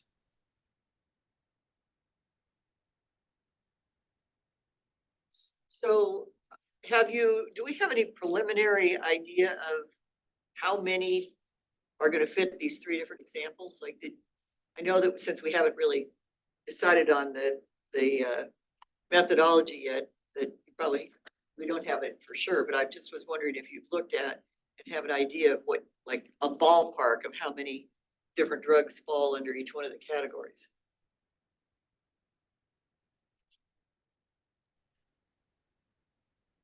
So we did run the data, but we haven't really reviewed it yet. So because we're still in the process like developing this methodology, but yeah, I think we're going to share that in a future board meeting where we'll share like the number of drugs that we found, and maybe we'll even have a list ready. So that's definitely something we're going to share with the board. Well, I just was curious as to which one of the formulas is going to drive the biggest amount of number. I was trying to see if it was even between the three, or if there's going to be, you know, 1,000 drugs underneath the first one and only 5 drugs under the last one, or and something like that. I just was curious as to which one of the formulas seems to drive the. And that's a great point. You know, I think as we are getting this list ready for you to review, I think part of the presentation could be to say, you know, here's how we identify these drugs, you know, based off of these different criteria. And then that way you have a number of drugs that met that criteria. And I think we should also then look at, you know, how many were eligible within that criteria, right? You know, how many of these are the brand name drugs, how many of these are biologics or biosimilars. And then that way, I think it gives you a better sense of how these different drugs meet that criteria. So Ryan or Kelly, is this a similar approach to what we're seeing is happening in Colorado? So this is Ryan again. Yes, I believe that some of the criteria is similar, but it's not the exact same. So I think in Colorado, they have a lower price threshold for that cost per year or cost per course of treatment. I know in Colorado, they can look at orphan drugs. So when I mentioned Trikafta earlier in the meeting, that was actually one of the drugs that Colorado did an affordability review on. And so they do have a lot of information that they've presented to their board around that drug. Whereas for us in Washington, you know, per our RCW, we are not allowed to look at that type of drug. So there are some differences, but the methodology is fairly similar between us and the other PDAB states. Thank you. Any other questions? I have a couple. So can you remind me what RCW is? Revised Code of Washington. Okay, thanks. And then, yeah, I guess my other question is, should there be a third category of for generics, or is that just not have we not done that yet?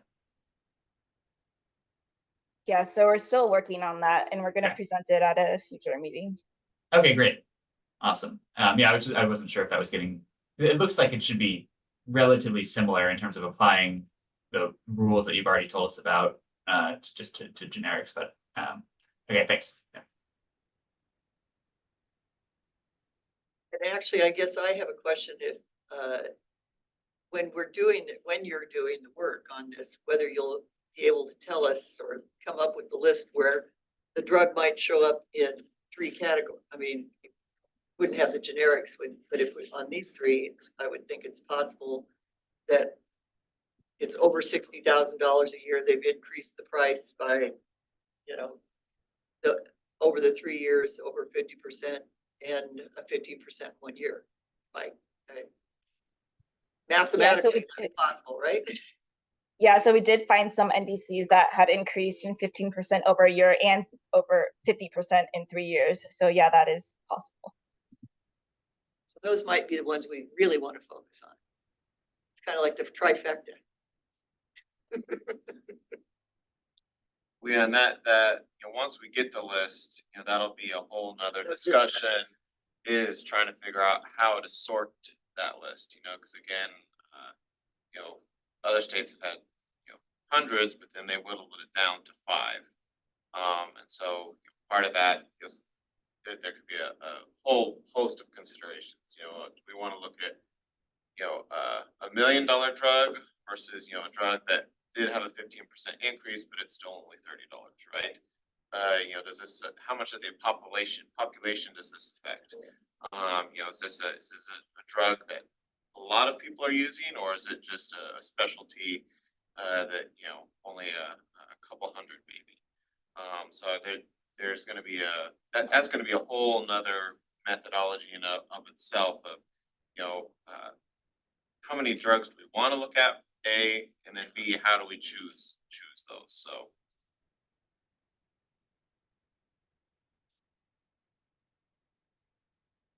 It's like, go ahead, next.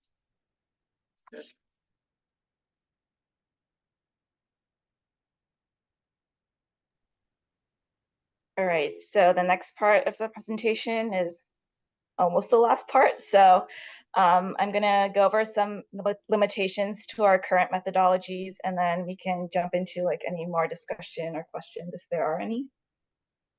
And so throughout the process of developing our methodologies, we identified some limitations. And so first of all, we aren't making any adjustments for price inflation. So in terms of how this would affect our review is we would end up overestimating price increases, because if we adjusted for inflation, then the older prices would be higher in today's dollars. So the increases wouldn't be as big. Another limitation is related to our data sources, which I mentioned before. So Metaspan, which we are using to pull the price data, may not contain the complete price history for an NDC. So what this would affect would be the biosimilars, because we need to pull their launch WAC price. So if the biosimilar had like many price changes when it came out, the earliest listed price may not be its launch WAC price. And I don't think this would cause us to specifically overestimate anything, but because since we're comparing the earliest listed biosimilar price to the price of its reference biologic at the time, you would think they would both be increasing over time. So maybe their price gap is sort of constant. But just something to note, because it may be possible for like the older biosimilars that are like 10 years old or something, that they may have had 12 price changes or more. And so we wouldn't be pulling their actual launch WAC price. And then finally, another limitation that we identified is that we're using the high dose and high duration of therapy to calculate how much of a drug that people are using in a year. And this might not reflect the amount that most people are prescribed. So going back to Bactrim, the antibiotic that I used for my deduplication algorithm example. So I took this before for like 10 days for a skin infection, but when I looked up the dosage data, it can also be taken for 3 weeks for a type of pneumonia that affects people who are immunocompromised. So based on our methodology, would be using that 3 weeks to use for the course of treatment, but probably most people are taking it for a shorter term to treat an infection. So this might cause us to overestimate the amount that most people would spend on a course of treatment. All right, so I'm gonna stop there and see if anybody has any questions or comments. I've got a question about, so when you're talking about looking at the history of the biosimilars, I guess I envisioned that, maybe you're telling me something and I'm not getting it. But the release of a new biosimilar, I think was what we were discussing in the legislature about what, so are you talking about, let's use some of the MS drugs, or we've got biosimilars, since I know a little bit about those. Are you saying that you're gonna go back and look at the release price of those biosimilars and compare them to the name brand? Because, I mean, some of them have been out for years. Yeah, so at the moment, we want to try to review like all the biosimilars, but we might modify that later. So that, yeah, at the moment, we want to review all the biosimilars and look at what their launch price was compared to the price of their reference biologic at the time. Well, they'll get, most of the biosimilars, won't they also get caught in the dosage, or, you know, how much, $60,000 a year? I guess I'm questioning whether it's worth, the juice is worth the squeeze in going it through and figuring all that out. Yeah, well, we're doing it by like statistical programming, so there's no manual work involved, so might as well just run it on the whole data set, right? Okay.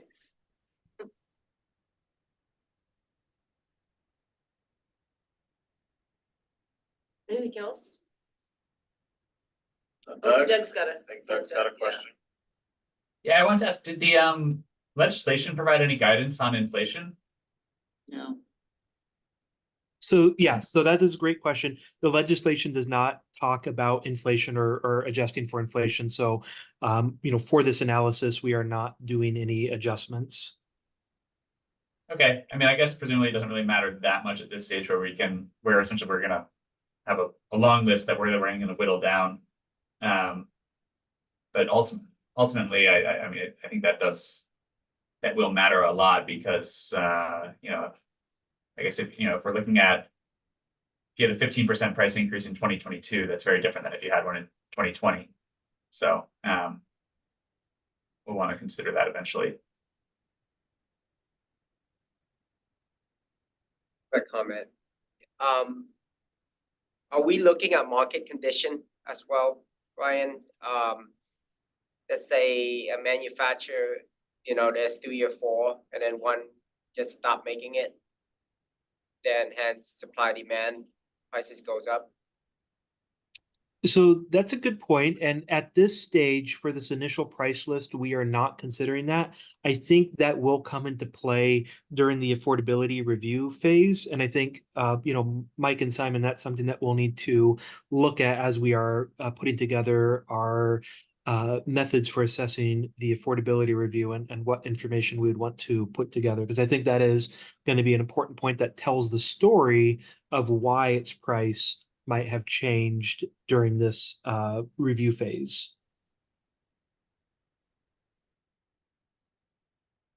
Yep, correct. Yeah, because this first part is just trying to get that list. It based on the price considerations that are outlined in the legislation.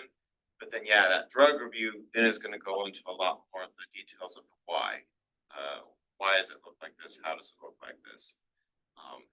And that will help us, you know, give the information, you know, considering all these other factors, is this affordable or not, right?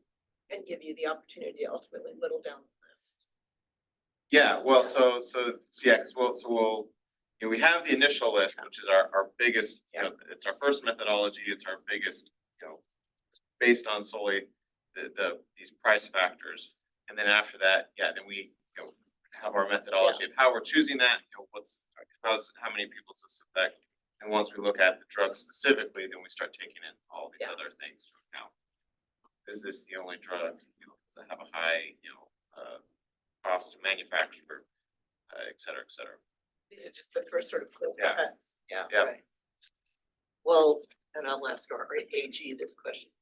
So, because it's not in the legislation, though, the board can make further, just like if we decided that we're gonna figure out the inflation over the 3 years when we're looking at it, the 3 years, we could the board could decide that we would include inflation in deducted, right? That doesn't have to be in the, I don't think I'm the only one to answer this, but yeah, I mean, I kind of get the idea that there's sort of like the entire universe of Right. prescription drugs, and then there's sort of the statutory criteria that's like whittling it down to like 5,000 drugs, and then you're gonna have to somehow, take it down to. Yeah. and to Doug's point, non-arbitrary ways to, get it down to something that's more manageable, up to 24 per year.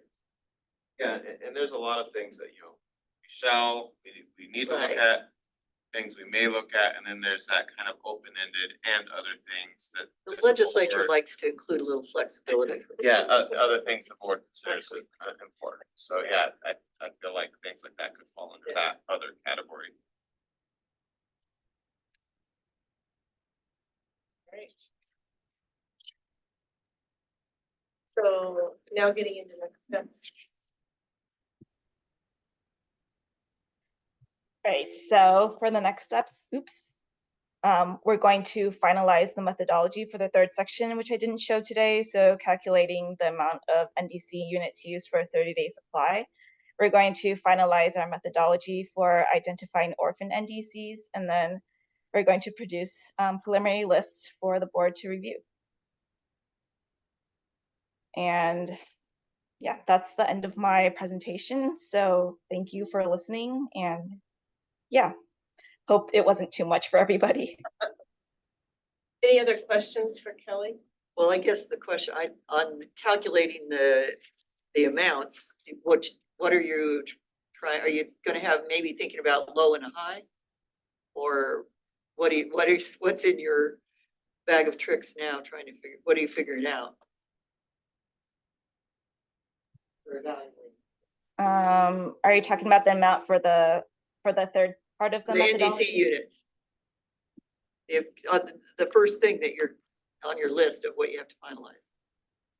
Yeah, so we're actually kind of we're trying to develop how we're gonna find out like how many units somebody uses for a 30-day supply, because the FDB data that we're using doesn't include days of supply. So we're wondering how we're gonna divvy up the duration of therapy, or how we're going to figure out like what a 30-day supply is. So that's, yeah, what we're trying to develop.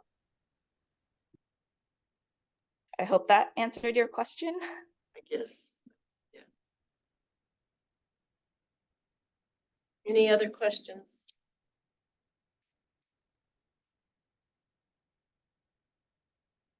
So we'll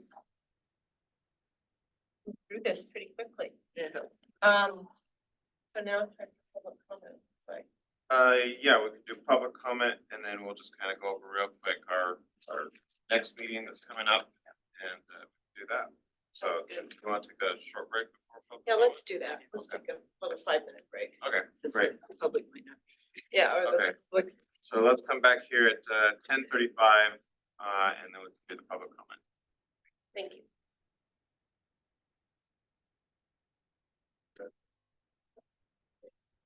See, we could have started later. So I could have stopped.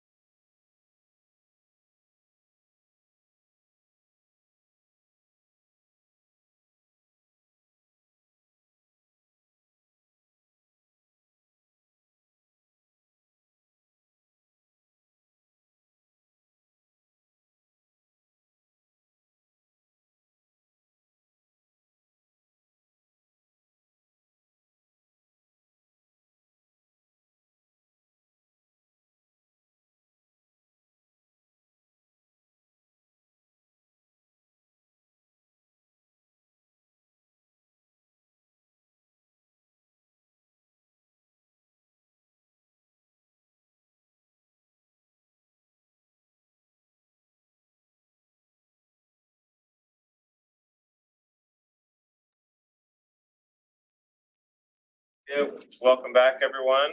We'll go into the public comment portion of our meeting here. And Simon will introduce the various commenters as they are signed up. And after that, we'll wrap up and talk about our next meeting, and should be good. Simon? All right, cool. So as with prior meetings, each commenter, there'll be 3 minutes to speak, and we ask that you start with your name and your affiliation or who you're representing, if anyone.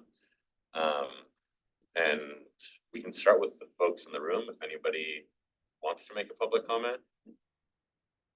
A lot of shaking heads.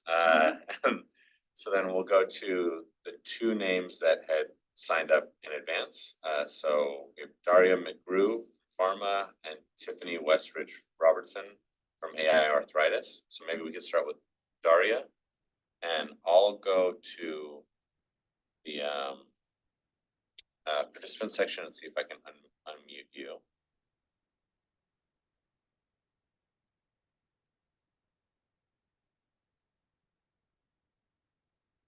A moment here, we just gotta switch computers to access the right people.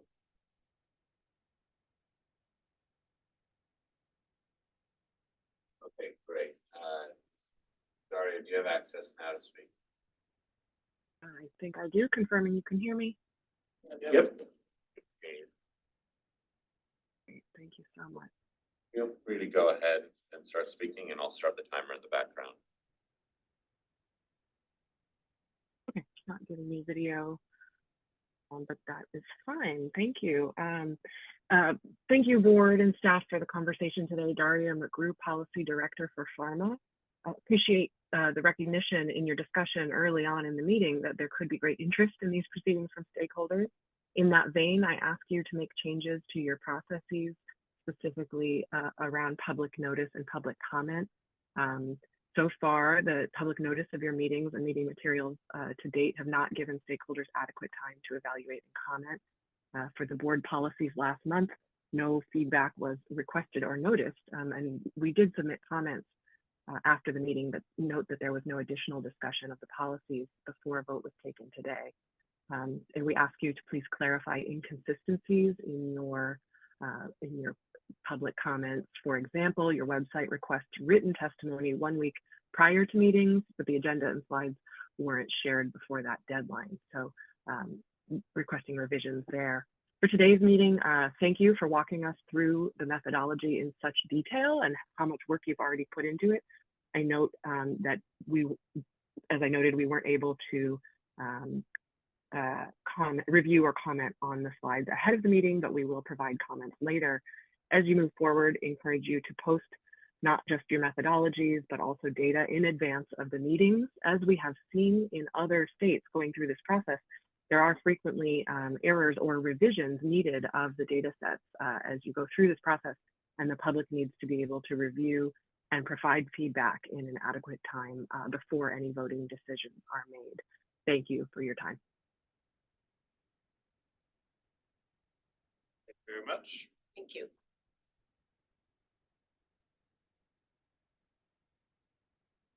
Great. And so next we can move to Tiffany. You're on.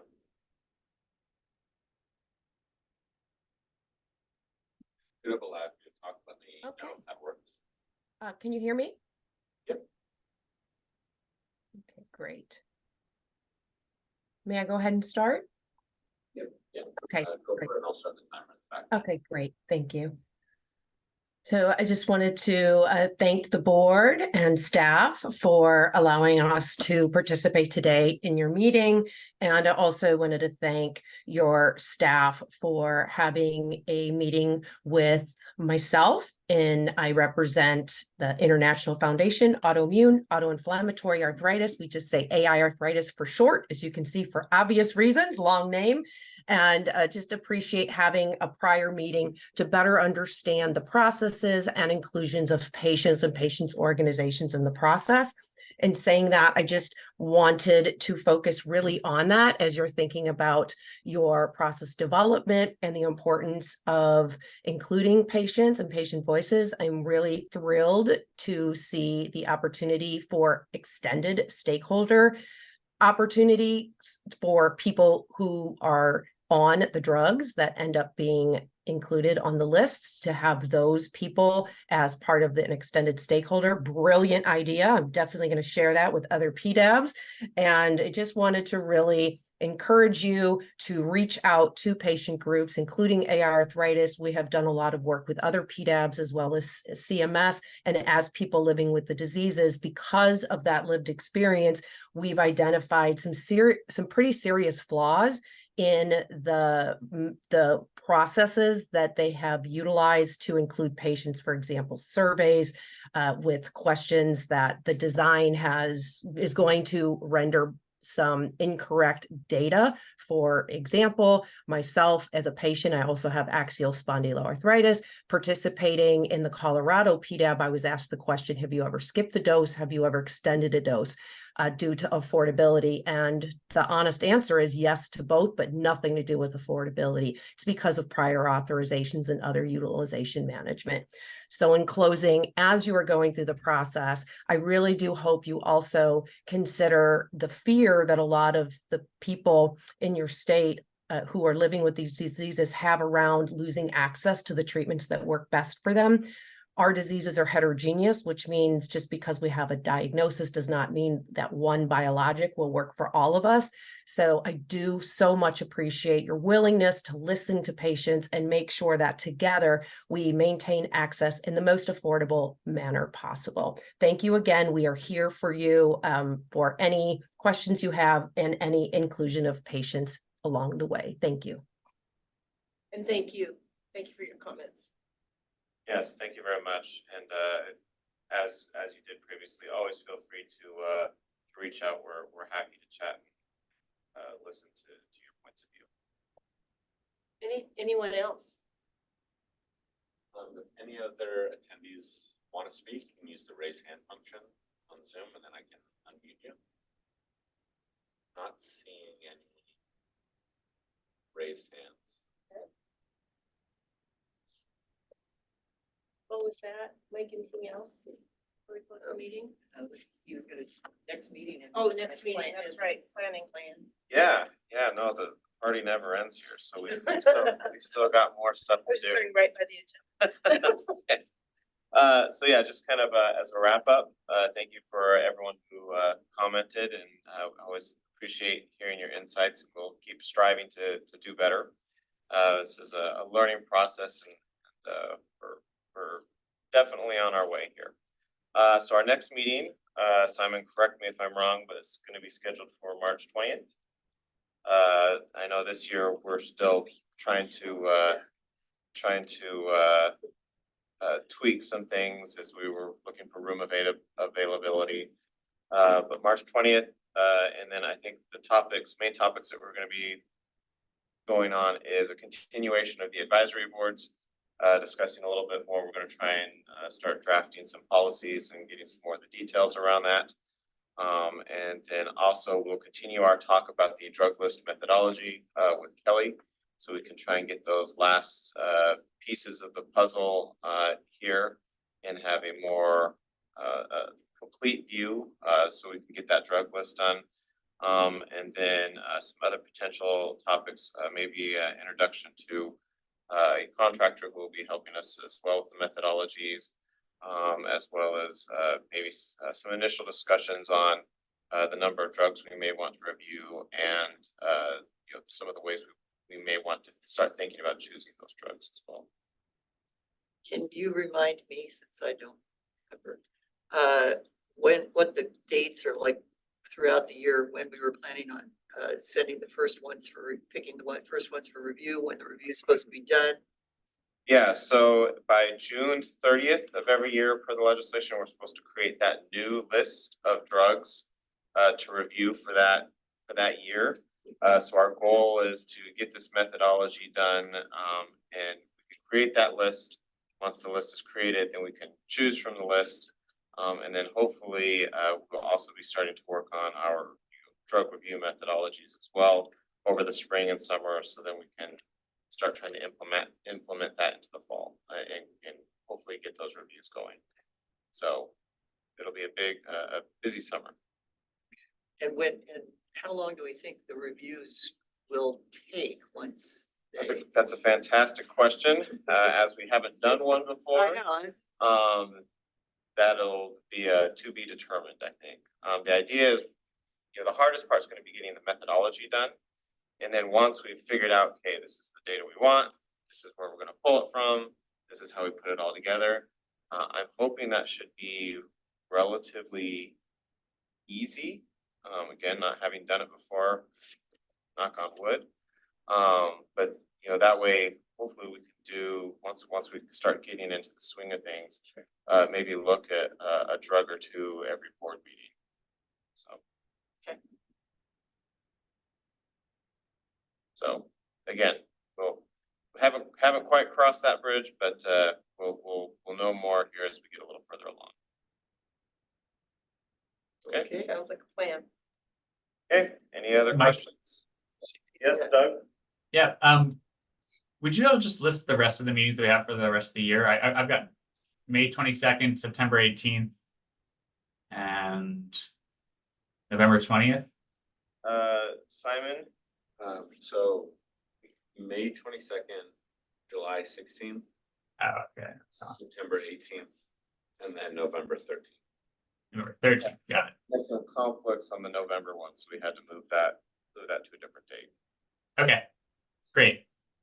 And I think I mentioned this already, but I can't make the next one on March 20th. So hopefully I'll be able to review some of those materials beforehand and or afterwards and provide input if necessary. Yeah, and I can meet you individually to catch you up a little bit and answer any questions that you might have.